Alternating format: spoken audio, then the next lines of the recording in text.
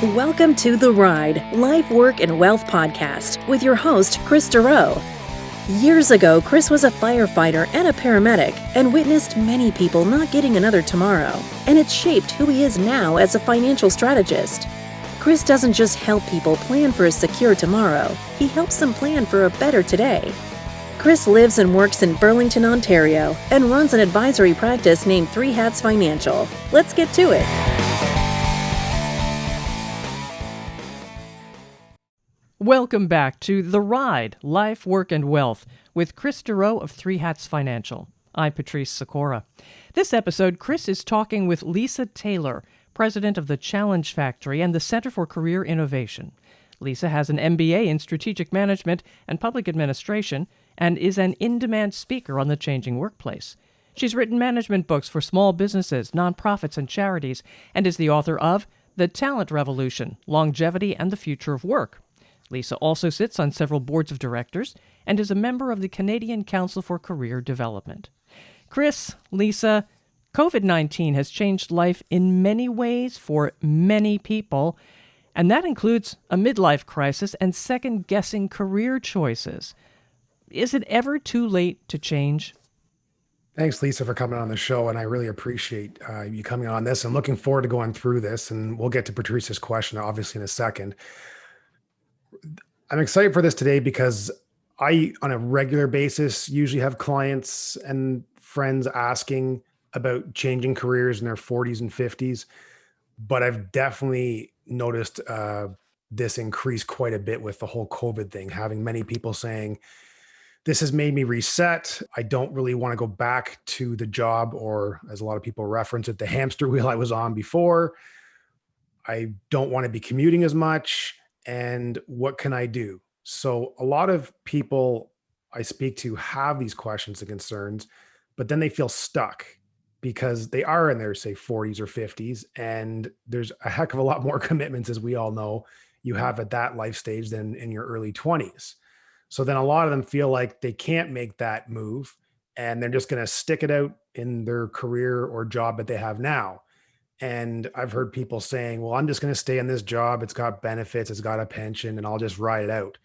But if you're in your 40s and 50s, you could potentially have still 15 to 20 years of work ahead of you. And that's, I feel, quite a long time to be stuck in something that you don't want to do. So Lisa, can you tell us why you started the Challenge Factory and give us a bit of a background and your story?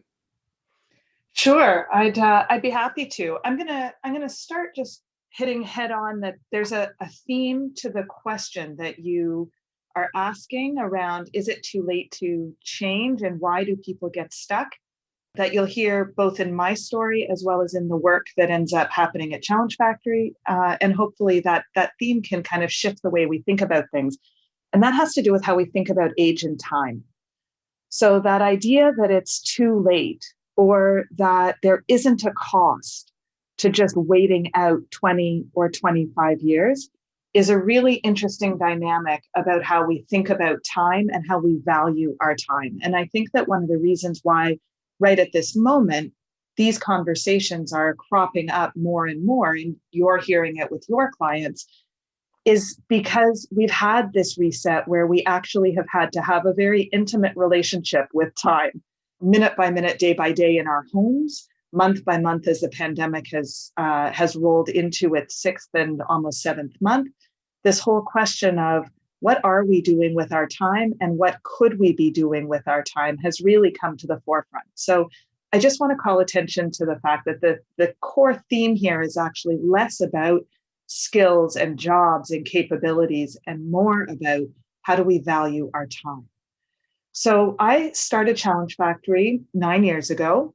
It was 10 years in the making before that. And it was because earlier in my career, I was managing a fairly large team. I had more than 120 employees that worked directly under me. The average age on my team was 47, and the average tenure with the company was 18 years. So it was an experienced mid-career team, solid mid-career team, and they were incredible. We did incredible work. Our clients loved what we delivered for them. We were in the technology sector. What I was finding as a relatively young manager, I was at least 10 to 15 years younger than most of the people that were on the team that I was managing. And what I was finding is when it would come time to have annual career conversations or performance management conversations where we would start to talk about, so what comes next, the majority of my people would say, look, I've had this conversation with so many managers over the course of so many years. I'm fine doing what I'm doing now. I don't love it. I mean, it's great, and I like the people that I work with, and I know that I do good work, but I can do it in my sleep. It's easy. I'm a little bored, to be honest with you, but it pays my bills, and I have to get through my mortgage, or I have to get my youngest through post-secondary, or whatever it was that was financially tied.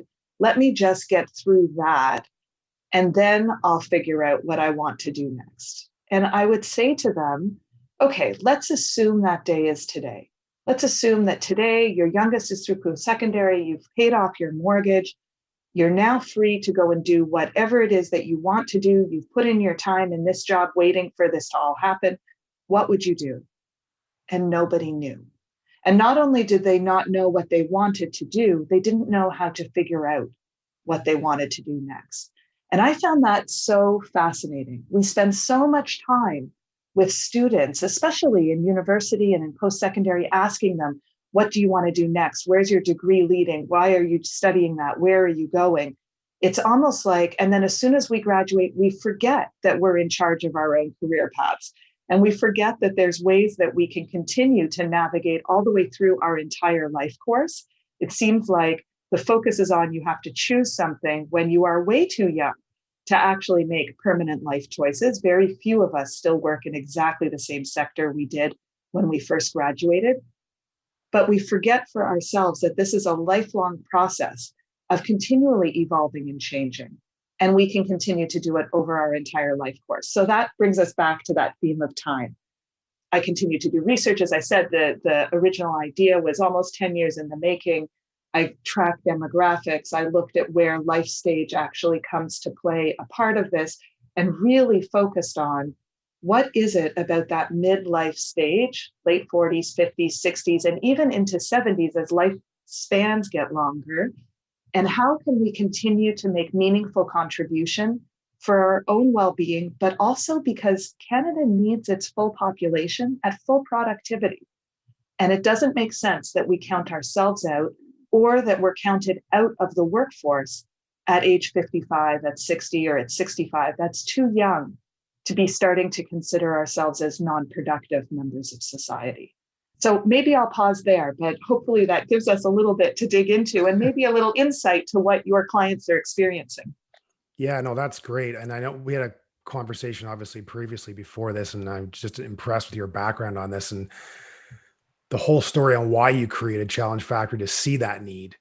And it's just been incredible the last few months, just seeing how much more this has been popping up. Like just another example of this was I'm just part of a dad's Facebook group, and one of the members, there's over 3,000 members, and one of the members asked this question. This is just a couple of days ago.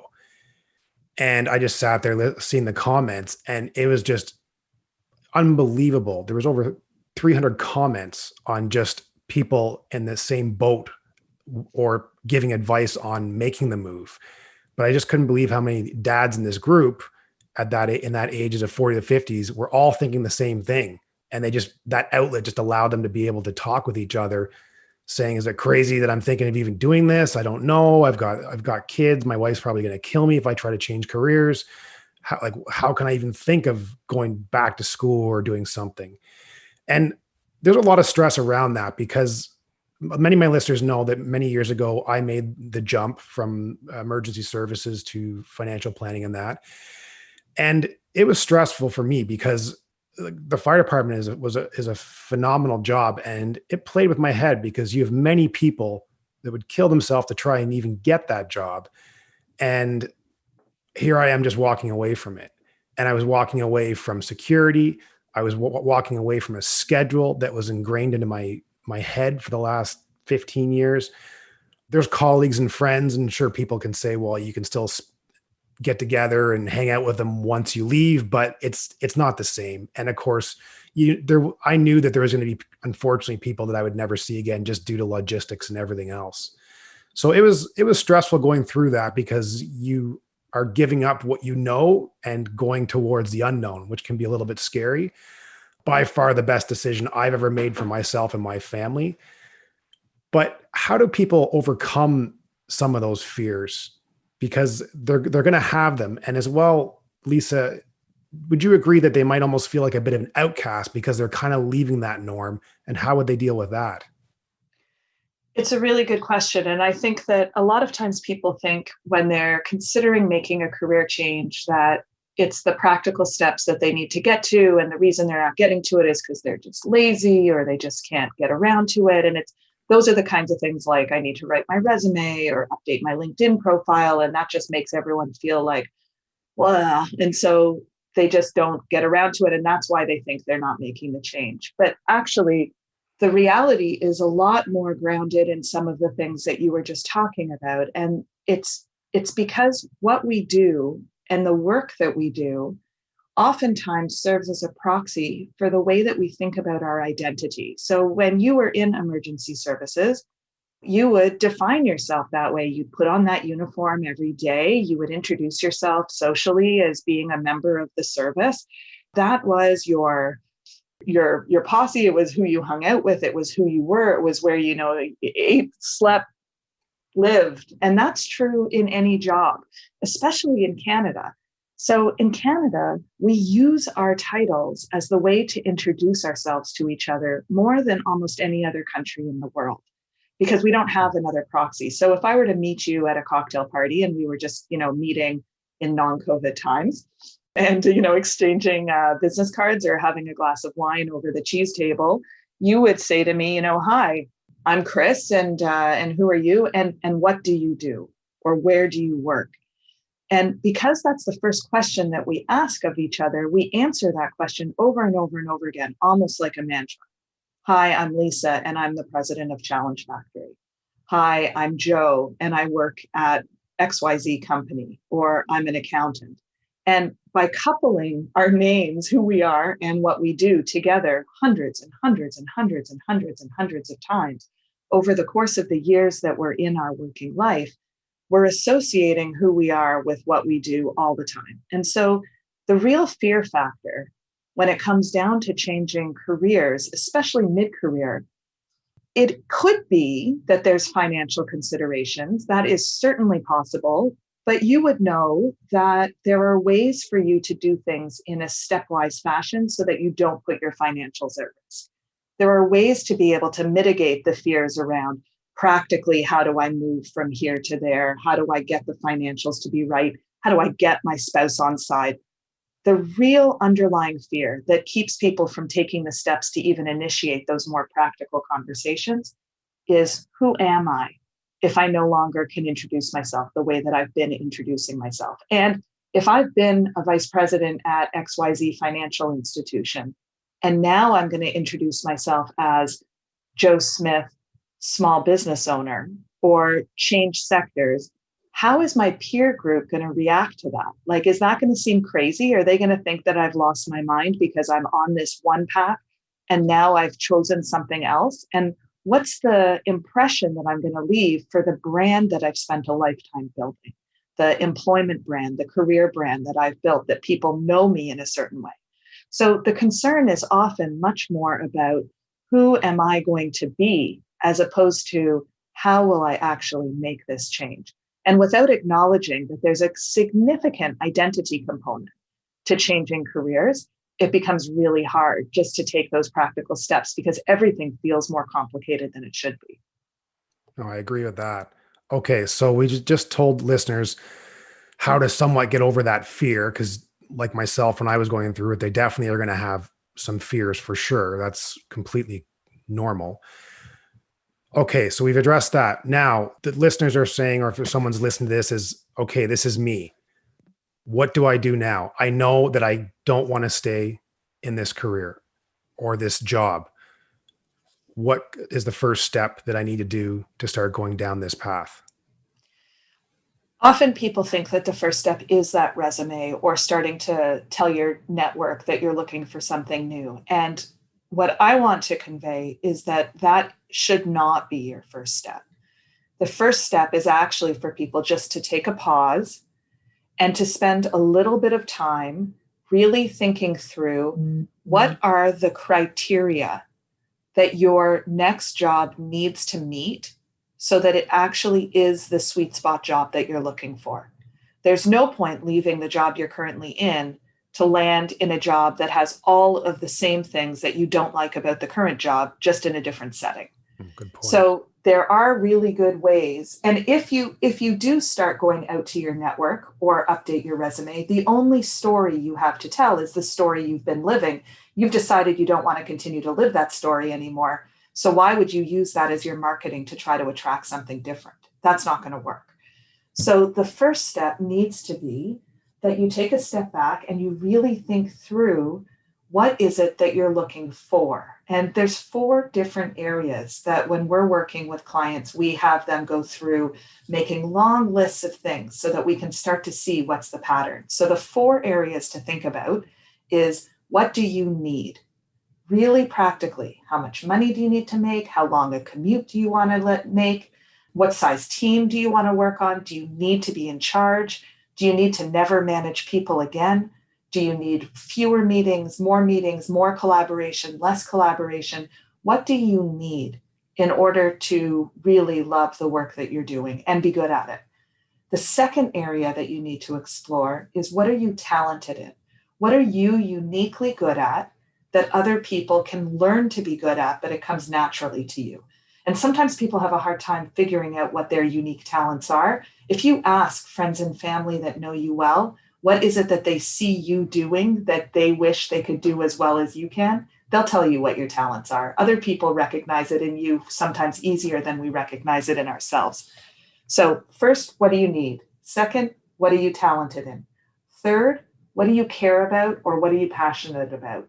So when you're looking out in the world, and not necessarily work related, but just in general in life, what are the things that you care about, that connect you, that give you energy, that make you enthusiastic to go and spend time doing different activities? If it's sports, great. If it's something in your family, great.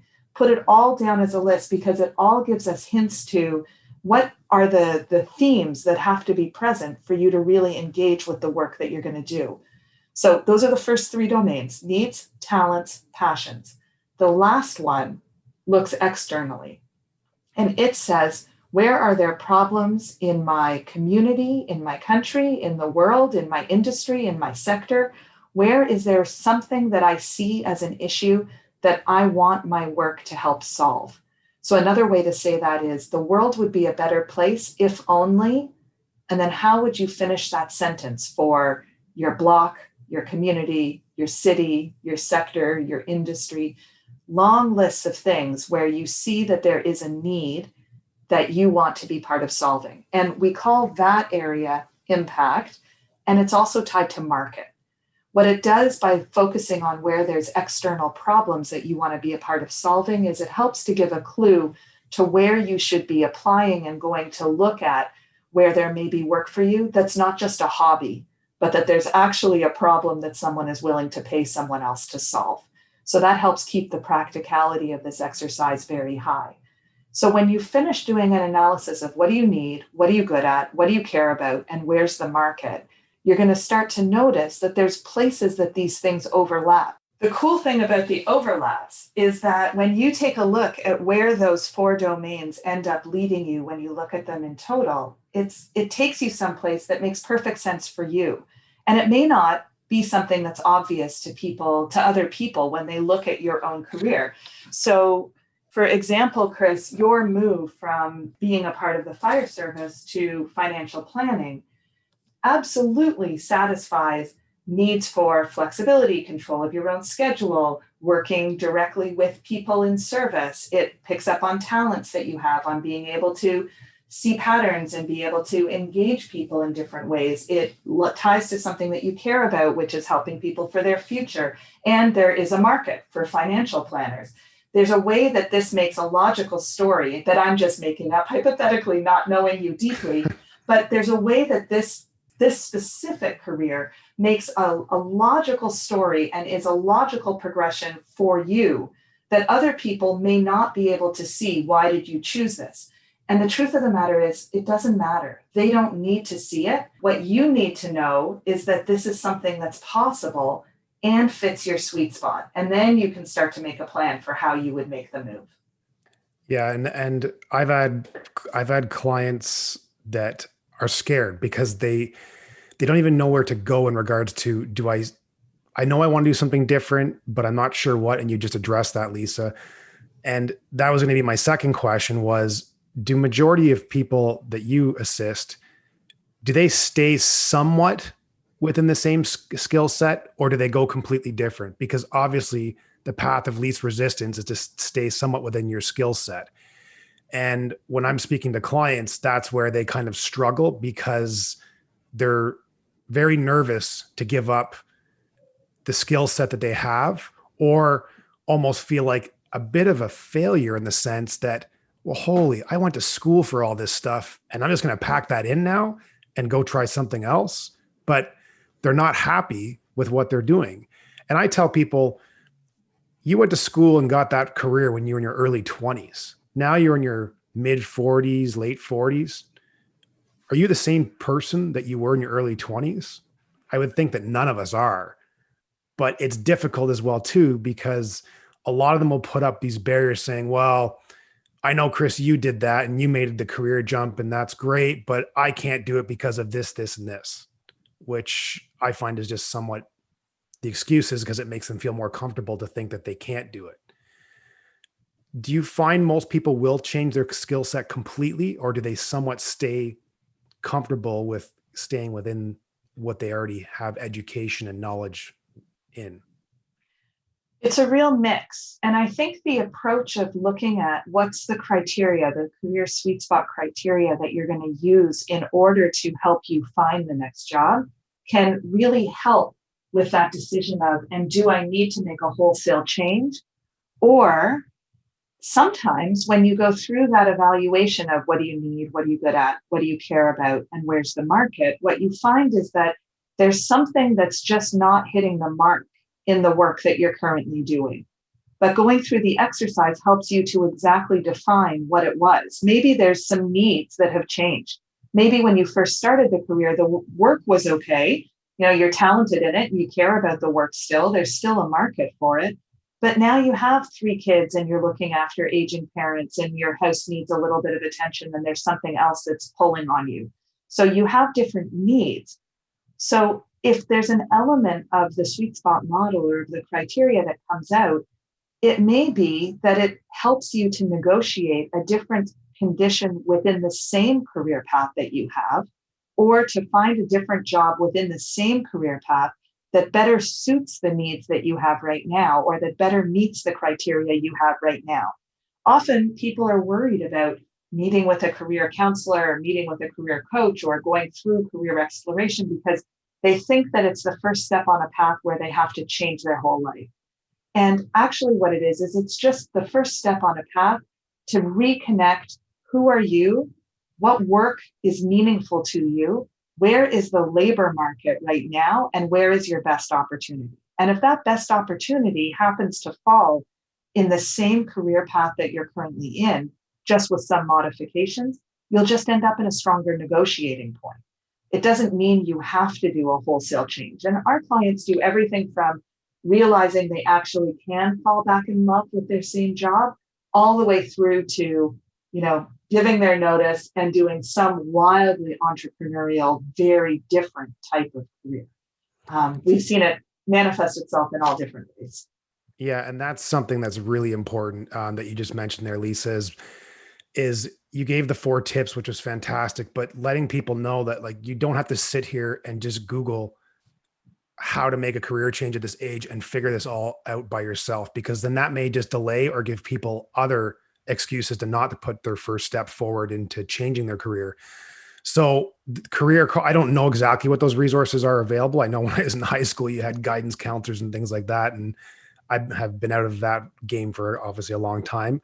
But you're saying that there is career coaches and resources that people can use to help them or assist them with all of this, to help them figure out which route do I go? What would I have to do to go to this career? There are, and they're right across the country from coast to coast to coast. They're all the way through the United States. They're around the world. And in fact, I'll just make one small comment about the difference between the way that we think about this in North America and the way that other parts of the world think about lifelong career guidance. You mentioned guidance counselors before. In North America, we approach career guidance as something that is appropriate for students. So they exist in schools, in high schools, as well as in post-secondary institutions. We'll have career centers.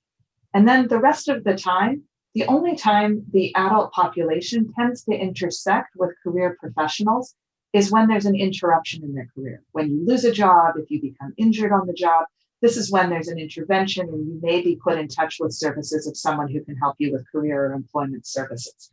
The rest of the world does not approach career management in this way.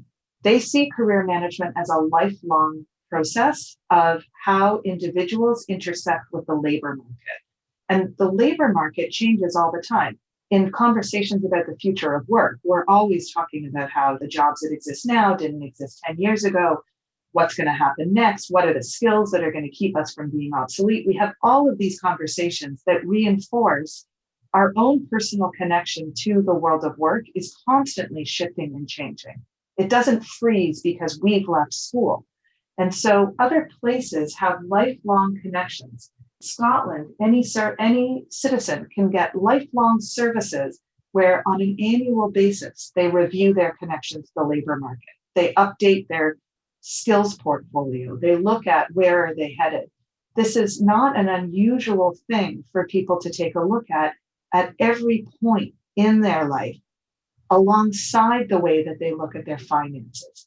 So if we look at financial planning, I'm going to go right into your territory. If we look at financial planning, there's professionals that we work with that help us value our money over time and help us make decisions on when's the right time to take risks with our money and when do we need it to be safe and where should we be placing those bets. Professionals that watch the market that help us know how to do those things. When we look at our career, it's exactly the same thing. There are professionals that help us value not our money over time, but our time over time. So where should we be placing our time? When's the right time to be investing in new education? How do we evolve our own skills so that we stay lockstep with not the financial market, but the labor market, so that we stay relevant and at the leading edge of what is happening in our own industry or at the leading edge of what's coming next? That doesn't happen by accident and it doesn't happen by Google. That happens by working with professionals that are tied into jobs, careers, identity, life stage theory, work, and the labor market. And the title for those people in Canada is career development professional or career development practitioner. They're certified, they're trained, they're educated. They're not your uncle saying, this is the way it worked in my career. Here's how you should go and do your career. We tend to get career advice from our friends and family. And that's a great place to go to bounce ideas off of people. But like financial planning, I don't want my brother-in-law giving me my financial advice where I invest my entire portfolio. I want to go to a professional because it really matters that actually does grow the way I want my portfolio to grow. And your career actually does matter too. Yeah, that makes complete sense. No, and that it is important, obviously, to chance. You don't really want to be chancing at this stage. You want to be efficient with this, and you don't want to be investing time and money into something that may not go as planned. So why would you not hire a professional in such an important decision? So thanks for adding that. Another quick question, because I believe we're starting to get short on time here, is age. How do employers look at someone in their 40s and 50s compared to someone in their early 20s? And I guess that career would, depending on the career, may be a bit different, or do employers even care at this stage since you now have people working much later in life, so maybe it's completely irrelevant? So ageism in the workplace is real. I'll say that for everyone that's listening. It is something that is real. It is something that our institutions and organizations have not yet caught up to the reality that our citizens, that our population and our workers are living through. So boomers started turning 65 in 2009. That was more than 10 years ago. So we are now well into the period of time when we know we are not going to simply fall off the face of the earth at age 65. And the reason why that is so true is because the retirement age was set at 65 in the 1930s, and life expectancy in that time was only 62. So the retirement age was set to be 3 years past life expectancy. In one generation, we've now moved to having a life expectancy that is roughly 83, which means that we are almost 20 years past the retirement age. We are no longer lockstep where retirement age and life expectancy are neck and neck with each other. And that gap is why people are feeling this need to make changes later in their careers and feeling like it's too late, because all of the structures, how we train people inside of organizations, how we reward them, how we recognize them, who is too old or too young to apply for certain jobs, the relationship that we have with age inside of our organizations is really out of date. So the reason that I wrote the book, The Talent Revolution, Longevity and the Future of Work, with my amazing co-author, Fern Lebo, was because what I was starting to see was a lot of resources that were focused on individuals in their 50s and 60s who wanted to become later life entrepreneurs, shift their careers, make different changes, lots of focus, empowering people to reinvent retirement and get them all excited about what comes next. That's the labor supply side of the equation.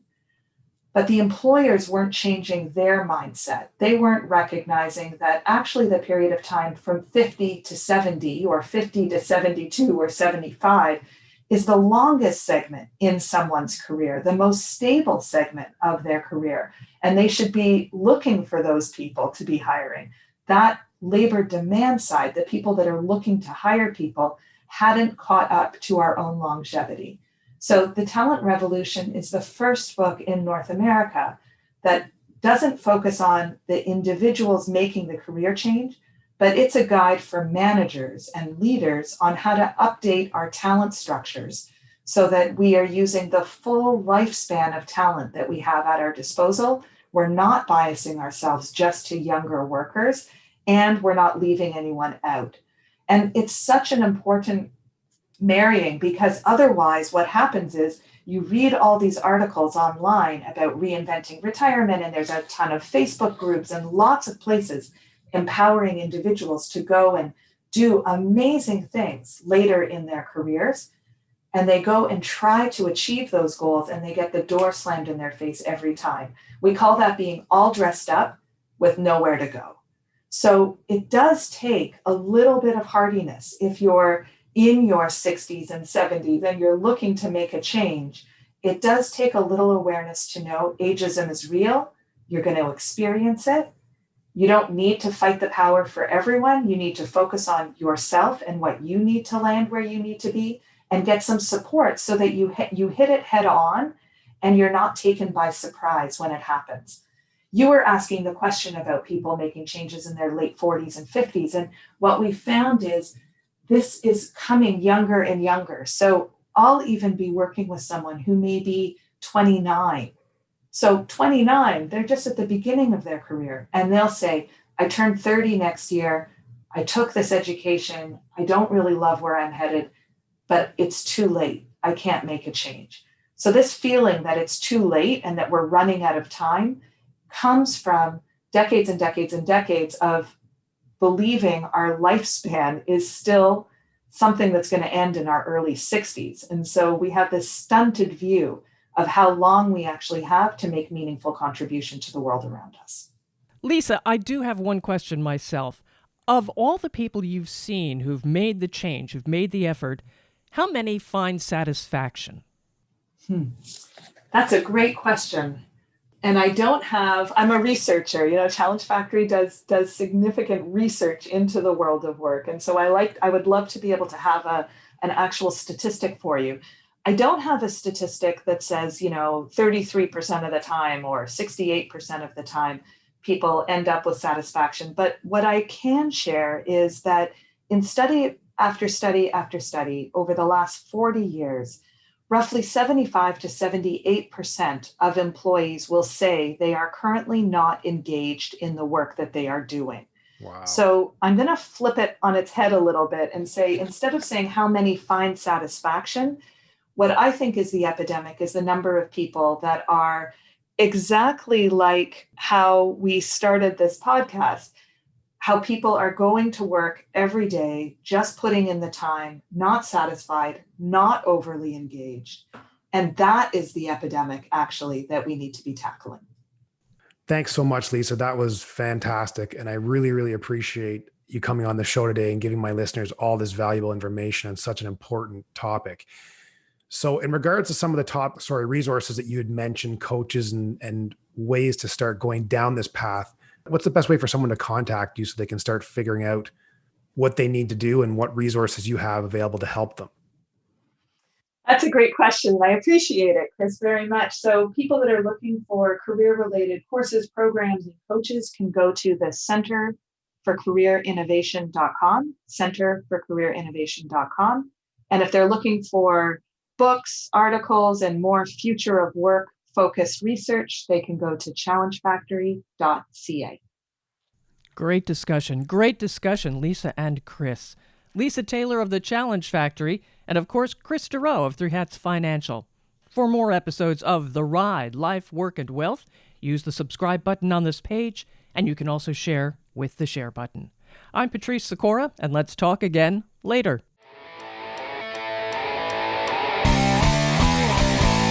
Thank you for listening to The Ride, Life, Work, and Wealth podcast. Click the subscribe button below to be notified when new episodes become available.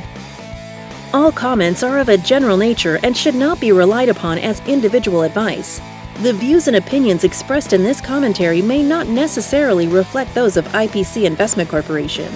While every attempt is made to ensure accuracy, facts and figures are not guaranteed. The content is not intended to be a substitute for professional investing advice. Always seek the advice of your financial advisor or other qualified financial service provider with any questions you may have regarding your investment planning.